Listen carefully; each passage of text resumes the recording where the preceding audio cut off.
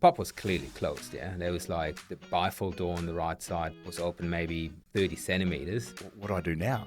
You don't know what's next. So that's how we started, and that's how we found the name. Brilliant. It was my only chance to get a visa, yeah, if to make this business work. I had no idea how to run a business. The menu or a burger or something about Varsity. 5 items on the menu. So food was really secondary for us. You get there and then it's like, what next? What next? And it's almost a detriment, really. At any time you can quit, not be present at work anymore, not think about it. And that doesn't happen when you own your business. How do you define the success that Varsity's had? Offer people promotions and they're like, no, I'm actually happy. I don't want the responsibility. I don't want to be a manager. Is there some key decisions or traits that you would tell anyone that was thinking of starting a business? Welcome back to another episode of That Backyard Property Pod. I am so excited today. I have a good friend and it's going to be a pleasure. We have a father, a business owner, a husband, Mr. Varsity, co-founder, Fabian Bucher. Welcome. Hey, buddy. How we doing? I'm good, mate. Thanks for coming in. Thanks, man. It's going to be good. It's the first time I've seen you without Varsity clothes on. So yeah, I feel really uncomfortable right now. So today we're going to go through, obviously, the Varsity story, the journey. I'd love to hear about how the young Fabian had the dream of Varsity, then eventuate to where we are today. But I love starting these conversations about what a home means. So for you, obviously coming from Germany and now Australia, what does home mean to you? Well, look, when I grew up in Germany, we never had a home. We had a home, but we didn't had like a family home that we sort of lived in for the whole time. So there's no place that when I go back to Germany and see my family where I would say, hey, this is home right now. So home is definitely for me where I feel comfortable and you're excited to get back home and where the family is, where my kids, 2 kids and my wife is, and wherever that is. At the moment, it's obviously in Perth. If it's always going to be Perth, I'm not sure, but it's definitely Australia these days. What's it like growing up in Germany, and do you see similarities between your childhood and the way you're raising your kids? No, not at all. I've grown up in a inner city, big city, sort of 5-story apartment building, but it's not like an apartment like you would know them here. It's just sort of like a old town townhouse with, and every townhouse has usually 2 or 3 or 4 families living in it. So and then it's just inner city, yeah. So you just roll onto the street with your basketball in the hand and just run amok, and then after come back home at 7 o'clock, have dinner and go back out and see your friends. So I'm sure it's very similar here to a degree, but suburbia is just not really as big in Germany as it is here. So in Europe, everything is just built up and it's more centralized. Whereabouts here, it's more suburbia. So very different, and we don't have the beach there, which is why I'm here. And I guess there's such an obsession with property in Australia, and it's quite different, my understanding, for Germany, especially Europe in general. Was there that sort of home ownership obsession while you were growing up? Is that something that was discussed, or it's just renting is accepted as normal as well? Again, I was exposed to that sort of obsession about buying a property, and even especially in a young age as well in Australia. In Germany, it's not like that.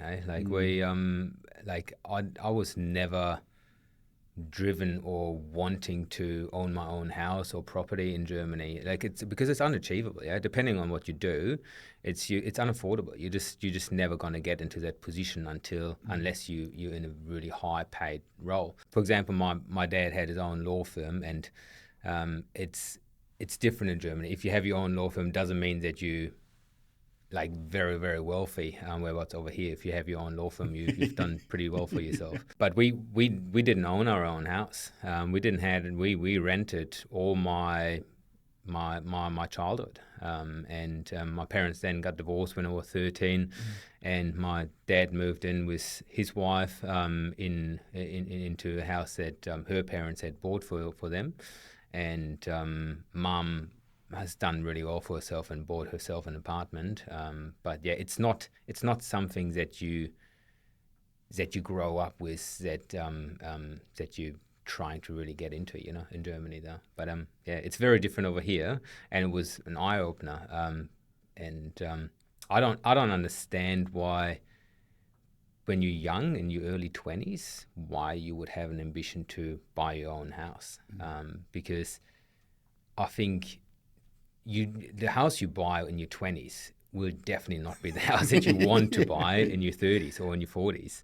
And along the way, you had this mortgage that you had to service the whole time. I think in your 20s, just go traveling, enjoy life, and be mortgage free. It's funny you say that. We had a podcast with Nav Shah, who is a Perth entrepreneur, and he's done really, really well in his business. And he said exactly the same thing. His 20s were all about, for him, building the business, but he didn't have a mortgage over his head. So he didn't have that pressure or the fear of failure, because he could put everything into it and not worry about it. And you almost the same thing. Well, look, when we started Varsity, and it was just by luck, really, sort of the whole journey. I came to Australia because after, when I was 23, I finished an apprenticeship at the Hilton in Dusseldorf, and loved hospitality, loved working in big hotels and seeing the logistics behind it, and obviously Hilton gave me pretty good sort of traineeship in what hospitality is about. So came over here because I'd never really felt Germany was home for me. I always wanted to move close to the beach and go surfing every day. And my mum knew that, and after my parents divorced, she travelled across Australia 2 times. So she took like a year off and then just travelled around.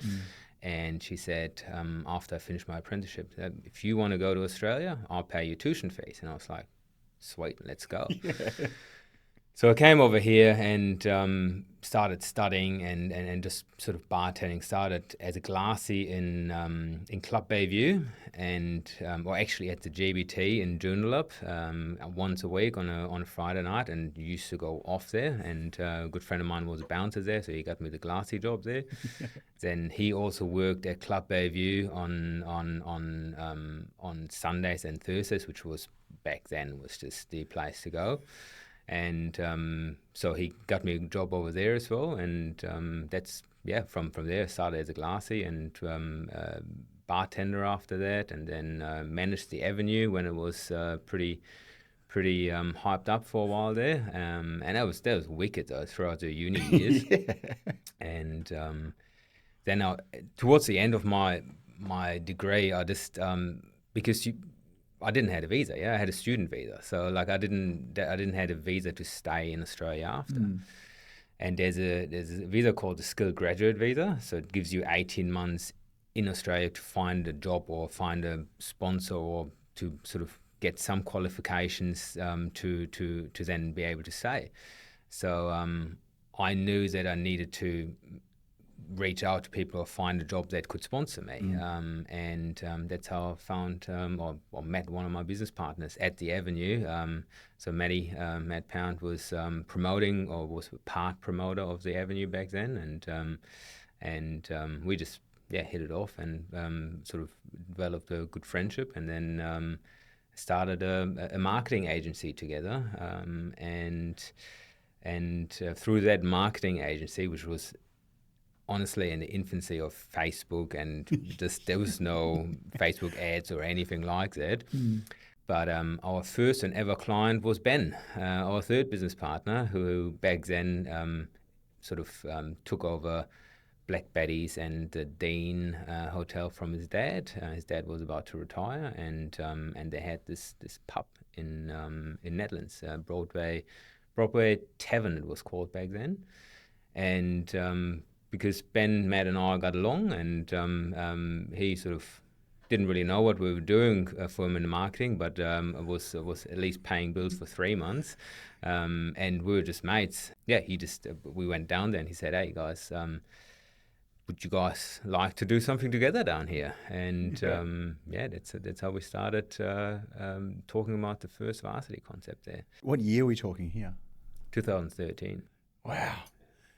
So you got this 3 young, ambitious blokes. They're going, you know what? Let's put this together. Single then, so back then. It's a big difference. Very different. No mortgages, no anything else, and I needed a visa. And so then, was there a gap in the market for the American style bar or pub, or was there just an idea that let's do something different? Was it a combination of the two? To be honest, we weren't even thinking that far. Like we just saw this. Well, obviously Ben took us down to the pub and said, "Hey, what do you guys think?" And it was right next to UWA, and all 3 of us love the American college culture, sports bar culture, where you just walk into a bar and you just make friends. Yeah, so you just go to the bar, order a drink, sit at the bar, and people just start chatting to you in America. And back then, that was just not really culture that was in Australia. You barely would actually go by yourself in our age to a bar. You would always go with your mates. So rarely you would actually meet other people and have a really solid conversation with someone. But in America, it happens all the time. So for us, we wanted to replicate something like that. But it was, again, none of us had experience in kitchens. Ben's background experience was in nightclubs. I knew about food, but the past few years I had worked in nightclubs as well, and Matt was a nightclub promoter. So essentially, like we came up with this. We wanted an American-style college bar because of the proximity to UWA, and we decided to close. Ben decided to close the venue, and he vendor financed us into the business. So because again, young Fabian had no money, like I was just a university student, and Ben, back then offered us, hey, I'll vendor finance you in for 20%, and if the business starts making a profit, I'll start taking the money back. So it was a very kind offer of him. Don't know what he saw in us, but it obviously worked out at the end. So. That's amazing. Like I'm almost trying to picture you being back in 2013, young, single, ambitious. And there's almost a level of naivety in there as well. Just 100%. Let's just do this and see what happens. Whereas when people almost go through the stage of life and you become less and less ambitious, or not ambitious, but willing to take risk, I guess you're all in then. Oh, right from the beginning, It's like it was my only chance to get a visa, if to make this business work. I had no idea how to run a business, but that was Ben's job because he apparently had ideas. Found out later it's very limited.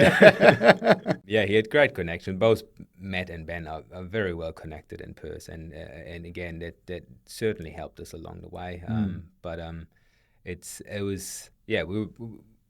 The pub was closed. We just sort of fitted it out ourselves and painted the walls, put a few screens up. My housemate back then was a carpenter. He put some furniture together for us, some pellet furniture. I think we spent maybe $30,000 to change the pub and fit out the pub. It's quite different these days. While we were developing the concept, we were just drinking the rest of the piss that was in the pub. So we just every day we just rolled in at 10 or 11. Sat around the big table in the middle, which is still in Netherlands right now. And it just worked out how we want to turn this into an American-style sports bar. And we were sitting there, we were talking about the name and couldn't figure out what it was going to be called. We were like, American-style college sports bar, what should we call it? And it was probably like an hour or 2 hours, and we were sitting there and couldn't come up with anything. The guy all of a sudden just opened the door, and the pub was clearly closed. And there was like, it's literally like the bifold door on the right side was open maybe 30 centimeters, He popped his head in and he's like, "Oh, you guys open?" And we're like, "No, man, we're not open. I'm sorry, we're opening in 2 weeks." And on his jumper, he had Varsity written. And that's how we found the name Varsity. We were like, Varsity, that's perfect. That sums up an American-style college sports bar for us. So that's how we started, and that's how we found the name. Brilliant. And so that moment sitting there with Matt and Ben, could you ever see it being the success that it's turned out to be?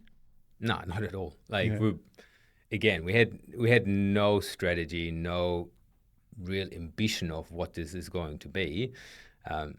Matt and I never owned a business. Or Matt had his own sort of promotion business, but never owned like a pub before. And again, it's like back then I was 28. So as a 28-year-old owning your own pub, all of a sudden you feel like like done pretty well for yourself, but but I had no idea really what that means. Matt's mom developed the first food menu for us, and we had 5 items on the menu. So food was really secondary for us. Whereabouts right now, and has been for a long time. Food is what people know about Varsity. They're not necessarily just going to drinks there. Everyone who goes to Varsity eats, yeah, it's from what it was initially to where it is right now, 2 different worlds, and it has developed over time to it, but there was no strategy, there was no plan to open a second one, there was no plan we didn't even have a burger on the menu initially. We had a Sloppy Joe on the menu, and it's a burger with beef mince, whereabouts right now we're first known for our burgers. I'm still amazed. Obviously, we hang out a bit after, like just in social settings, and every single person that comes up to you has their own view of the menu or a burger or something about Varsity. With their past experience or their experience last night or whatever it was, yeah. It's amazing, and it's become an institution. So anyone that's listening that's obviously over East, it's very different because they don't quite know what it is. Yeah. Yeah, exactly. And so obviously you've learned a lot over the journey.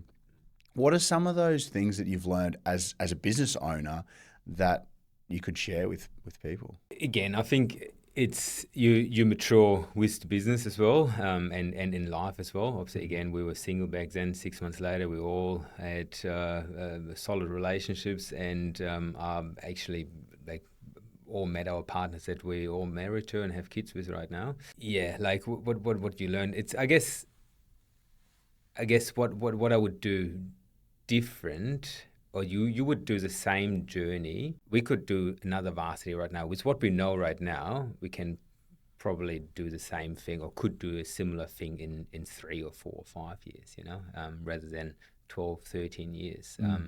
And again, like coming back to not having a clear goal in mind, I think, again, we American food trend was in its infancy back then. So there was one other burger joint who was doing American burgers, and that was, I think, Johnny's Burgers it was, and besides that it was Grilled and Just Burgers. So we were quite fortunate and lucky with the timing of when we started the concept. But if we would have actually identified that niche in the market and developed a strategy, a goal, and would have gone for these goals and would have developed what Varsity is these days, again, like you would have driven that success a lot faster, But again, that's the beauty of discovering it as well. It's you just evolve with the business, and you evolve with getting older as well. Success, I find, around business is a lot about people. And hospitality, I imagine, would be accelerated. It is about people, customers, and the people that work for you. How did you, over time, bring the right people into the business? Because no doubt there would have been people that weren't the right fit as well. How did you find those people, and how did they stay? Because you've had a lot of people that have stayed for the journey as well. Yeah, we have. Like, quite unusual for hospital is that you have a lot of people with a lot of tenure. So we've got multiple people working in head office and grown with the business For example, our head of operations, Jake, I worked with him in a bar, back in the day, and like if you would have seen him back then to now being a head of operations, you would have never imagined that he would take that journey. And that was nearly 10 years ago now. Our head of marketing right now, Jimmy Baxter, he sort of helped us open Waterford back then, and we hired him as a GM or the venue manager for Waterford, and he's just been with us nearly 10 years as well right now. So there's a lot of people that sort of stuck around and were excited by the growth of the brand, but obviously also we all mates now, so you go and work with your friends, which is fantastic. That doesn't always continue that way, especially if you we're now at nearly 9 venues. One is opening in 4 weeks, Whitford, which is a beast, but that means we're around 500, 600 staff now. So you can't be mates with 500, 600 people, and like you can also not remember everyone's name or try, but it's I think as long as you present yourself as genuine and be supportive of individual growth, I think people are inspired by it, and they're inspired by the Jake stories, the Jimmy stories. There's other GMs in the group that, so GMs is for us the venue manager, the group that's been with us 5-7 years in that role. We have a kitchen manager, Ryan Williams. He's actually he was working at the Broadway Tavern before we turned it into Varsity. So he worked with Ben at the Broadway Tavern, and he's still with the group right now. So it's, how do you find people that sort of have that right attitude? I guess the brand itself attracts a certain type of individual. During COVID, it was terrible. I mean, it was like, because hospital had to close. We had to rely on Uber Eats only, which means we didn't have enough hours or jobs for anyone. So therefore, a lot of people during that time decided to leave hospital and not see it as a career anymore. And then when COVID when borders opened up and you were allowed to trade again, there were no people for hospitality anymore. So like you had all these punters coming through the doors wanting beer and burgers and everything, but you had no staff or no qualified staff. Yeah. So there's in particular in the kitchen, you just had you had no qualified staff. Yeah. Like they've never worked in the kitchen. You had to train everyone up again. So that was a tough part, and I think at that stage, we had to hire a few people that were probably not necessarily on brand or weren't necessarily inspired by the brand. They were inspired by the expansion opportunity that the brand brings, but they weren't necessarily on brand. You must have so many pinch me moments where you've got 600 staff now and taking you back to 2013 to where you are now. It's actually quite a short period of time, really, in life to be where you are now. How do you define the success that Varsity's had? It's just started rolling, and then it didn't stop. But again, I never stop, and it's probably like I don't like it about myself. I never stop and say, hey, this was great. This was fantastic. Next milestone achieved. Let's celebrate and open a bottle of whatever, wine or sparkling, and celebrate with your friends and your partners and whatever it is. I always just look at the next thing, like it's like, cool, that was great. Thank you very much. Let's do the next thing. And this is something I wish I definitely want to change depending on what's happening in life moving forward. And if it's with Varsity, definitely want to start celebrating this more and looking back, as you said, and reflecting on, hey, this was a fantastic journey. If I start something new at some stage, I definitely want to ensure to celebrate key milestones much better than I have. Because I wonder what it is about our lives that we strive for something, and then once we either get there or we're close to getting there, we're not really satisfied. It's because I certainly have it. Like you aspire to be here, you get there, and then it's like, what next? What next? And it's almost a detriment, really.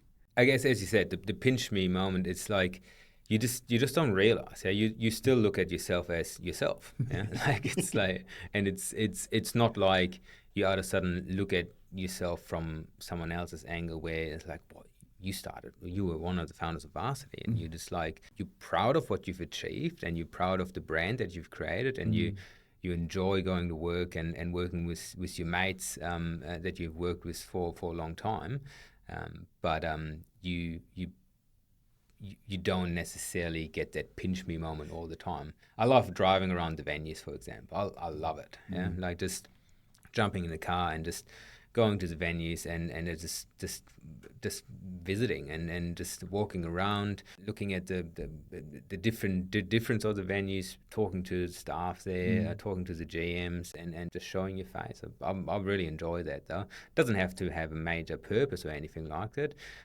because again, it's just for a bit of a chit chat, buy them coffee, and have a good time, you know. It's so cool. If there was anyone that was out there that was thinking about starting a business, knowing what you know now, is there some key decisions or traits that you would tell anyone that was thinking of starting a business? I think it's always important to put it out there that it's hard work, yeah, and it's a 24/7 job. Like it's like I think the beauty of being employed and having a career within an existing framework is you can at any time you can quit. Yeah, you can just walk away if you had enough. You go home as well after work, and you can just not be present at work anymore, not think about it, and it doesn't happen when you own your business. Yeah? You just it's something that you have to learn how to not let anything and everything that's happening in the business, right or wrong, impact you and impact the rest of your life as well, you know, and impact your relationship with your wife, impact the relationship with your kids, with your friends. And it's still difficult for me right now, for example, yeah. So I think just being aware of, I know there's a lot of benefits of having your own business, yeah. Like it's fantastic not to report to someone else or going on annual leave when you want to go on annual leave, and it's very rewarding financially as well if it's successful. But I think just being mindful that it can be very stressful on your mind as well is important. And again, going back to starting it with a strong strategy in place. Like it's great to have an idea, but where do you want this idea to be in 3 years? Where do you want this idea to be in 5 years?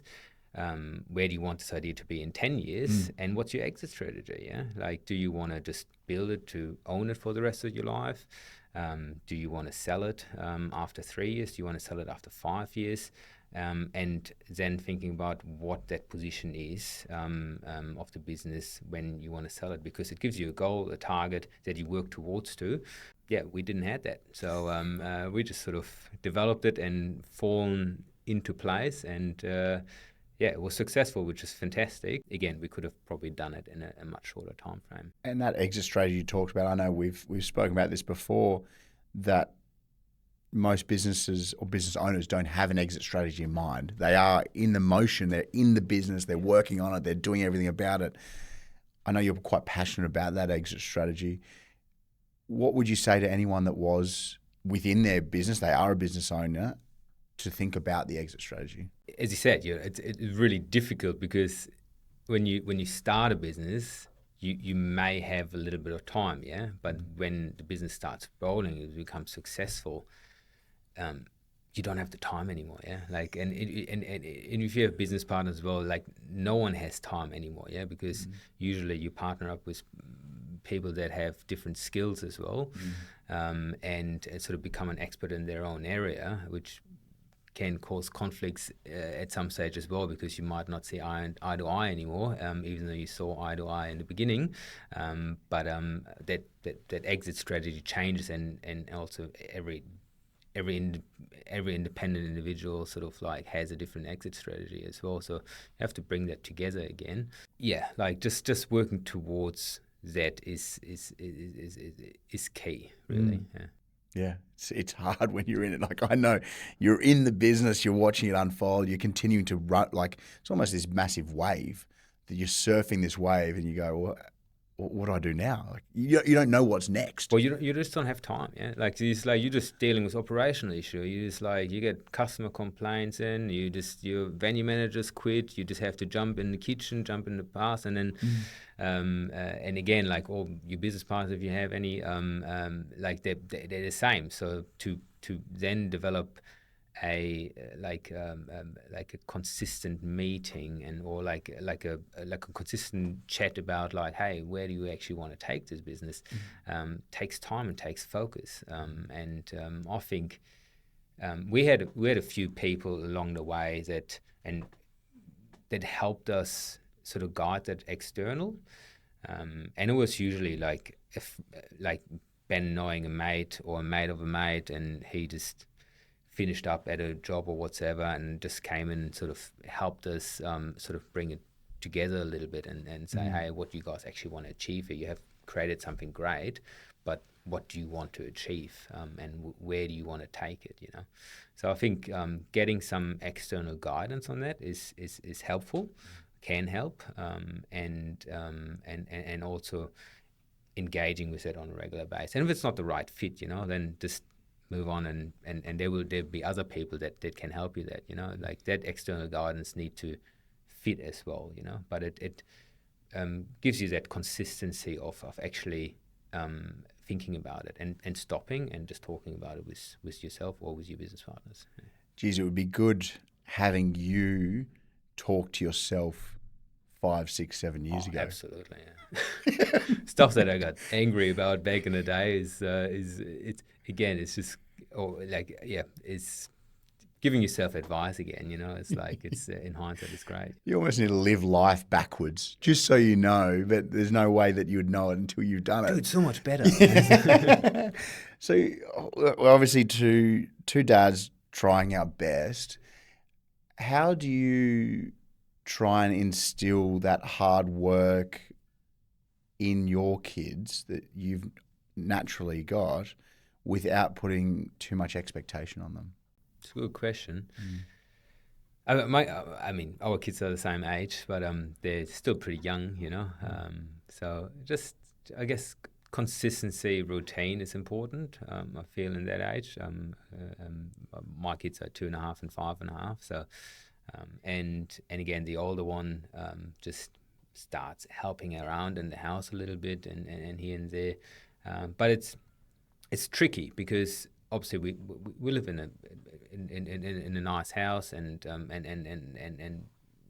drive decent cars and like when we go to the shops we eat out or like you just treat yourself, you know, and that's obviously becomes a norm to kids as well. Yeah. So my wife is always onto it to ensure that that's acknowledged and also ensures that that a thank you and a please comes with it as well. Again, in that age, that's probably the start of it. But at some stage, obviously, you make sure that they're going to learn how to use their own money as well and spend it and not just tap the card. Yeah, which is so easy to do. Yeah. The whole idea of running a business and being a parent, I find two quite similar life skills, really, that as a parent, you're thrust into this life that you don't know how to be a parent until you become one. And as a business owner, you don't know how to be a business owner until you become one. And I find them very similar in a way that you're just kind of fumbling your way through both of them. Yet when you've got 600 staff, people turn to you for advice. Likewise for your kids. Yet you're not quite sure of the right answers either. I find that fascinating. Yeah. Well, it comes back to, like, again, when you look in the mirror, you're still the same guy that you were 10 years ago, you know? Like it's... again, like you a lot more experienced. I think I love like when our GMs or VMs come to us and say like, I want to achieve this, or I want to take your job. I love when people say, I want to take your job. I was like, you can have it right now. Have it. Sure, sign up. I love seeing young individuals these days with that ambition, because it's not normal anymore, and a lot of kids don't seem to have that drive, that ambition to do well and have a career.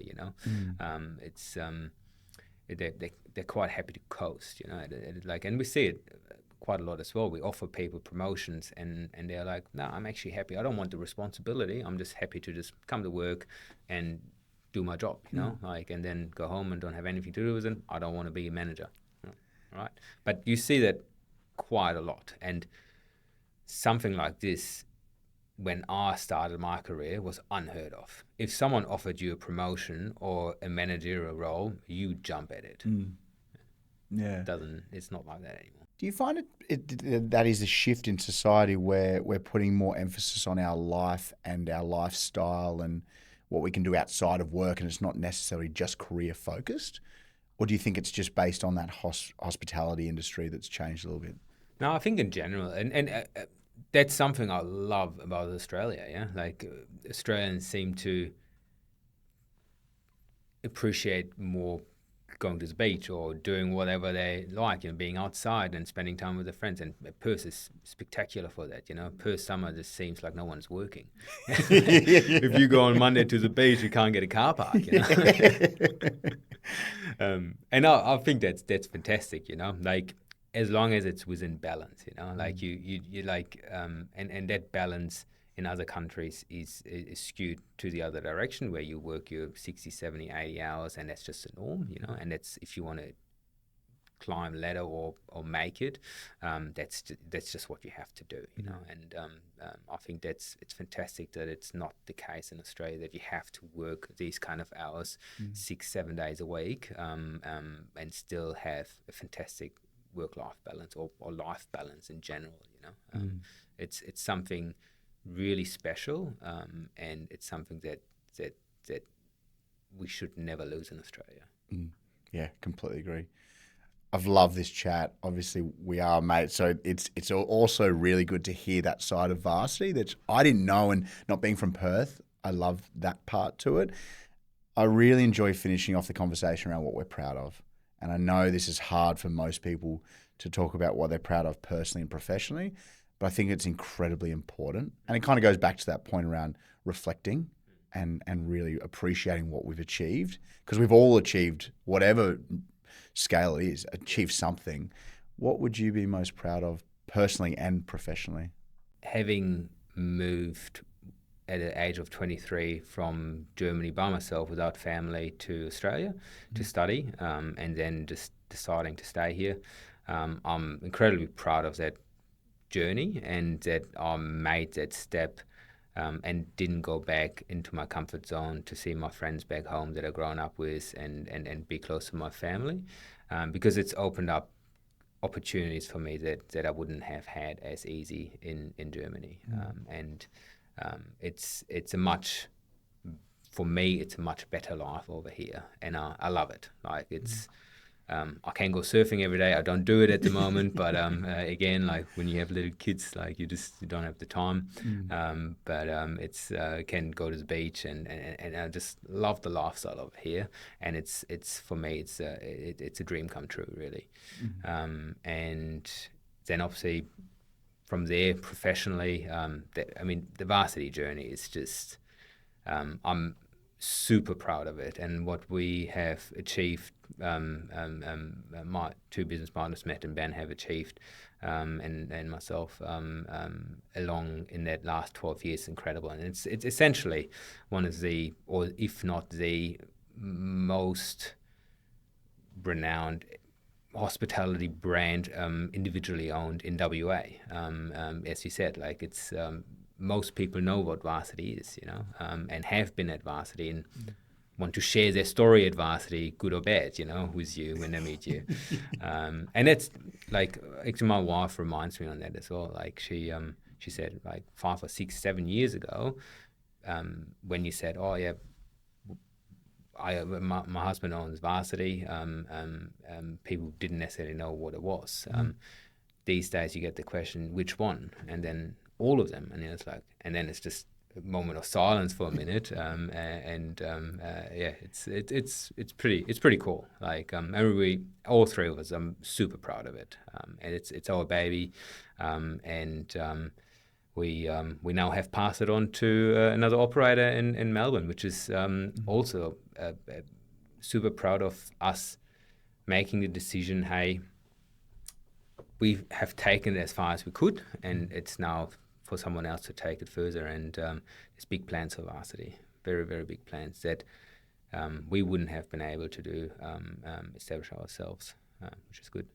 Are there any of those plans that you can sprinkle into this pod that people might not have heard of? Yeah, well, again, like it was always, there's definitely more venues in WA coming, and it's I don't know if people have, whoever has been to our Kennington venue, that's sort of the new format that we're going with, and it's, imagine a sports bar on steroids, with a time zone inside the sports bar and a bowling. It's a full-blown entertainment center, but you can essentially go with your friends, go with your mates, with your kids, give the kids $30 or $50 for them to be entertained in the arcade, and you enjoy a beer and watch the footy. It's the ultimate dream, and that was always our vision. But it's WA. There's still expansion there, and then we're looking at sites on the East Coast, which is super, super exciting. And then that last, sorry, I cut you off on that last bit you're proud of. Well, personally, it's obviously I love my family, and it's very cliche that people say, "Hey, I'm proud of my family," but I'm just proud of the genuine partner I have found in my wife, and loving and caring, supportive of what we do together, and our kids. You know, it's a beautiful journey. It's the hardest thing I've ever done in my life. way harder than Varsity, I must admit. But to have done it and so far mastered it together with my partner, I'm mega proud of. Big shout out to Vianna. Yeah, big shout out. Who's currently? She told me I have to though. Vianna's a legend. So I'm so fortunate to have met you. I find that our paths have crossed at the right time.